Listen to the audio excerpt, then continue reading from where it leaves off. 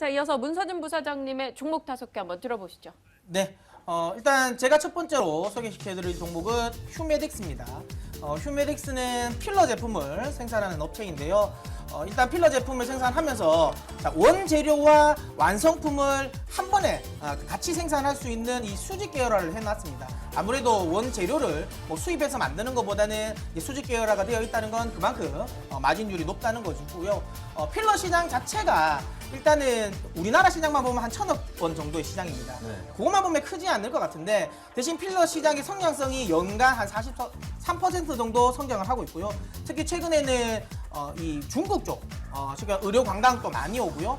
또한 이제 중국 진출도 하기 때문에 중국발 모멘텀도 받을 수 있는 상황이라고 볼 수 있습니다.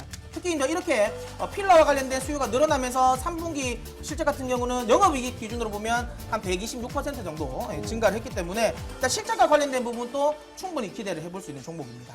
자, 다음은 상하 프론테크입니다. 상하 프론테크 같은 경우는 그러니까 장무수 연구는 OLED를 굉장히 많이 미는 편이고 네. 저는 또 2차 전지를 좀 굉장히 개인적으로 좋아하는데 2차 전지 관련 업체입니다. 삼성 SDI의 그러니까 그러니까 이 전해액이 누수되는 걸 막는 게스킷을 일단 납품하는 업체인데요. 상하 프론테크 같은 경우는 당연히 그렇기 때문에 삼성 SDI 실적이 좋아지면 당연히 좋아지겠죠. 그런데 최근에는 이 삼성 SDI가 예전에는 각형 배터리만 배터리만 네, 배터리. 네, 배터리만 생산을 했었는데 최근에는 원통형 배터리도 생산하다 보니까 쉽게 말하면 생산에 좀 다변화가 지금 되어 있는 상황입니다. 그렇기 때문에 이와 관련된 매출 역시도 저는 충분히 올라갈 거라 보기 때문에 한번 기대를 해볼 수 있고요. 자, 다음입니다. 연우입니다. 연우.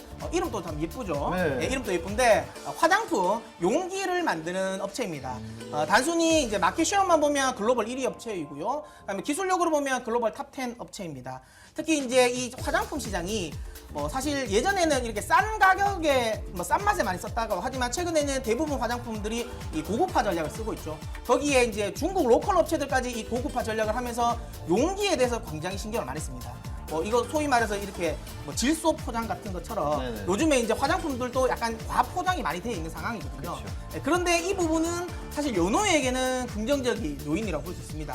그만큼 화장품 용기에 많은 돈을 쓴다는 거기 때문이죠. 또 하나는 이 화장품 용기 시장 자체가 진입 장벽이 높습니다. 그러니까 굉장한 아이디어가 필요로 하고 그 다음에 이제 또 중요한 건 디자인이 아무래도 이제 좋아야 되기 때문에 대부분 이 디자인을 먼저 선행을 만들어서 ODM 방식으로 미리 팔아버리기 때문에 후발 업체들 같은 경우는 카피 수준밖에 안 됩니다.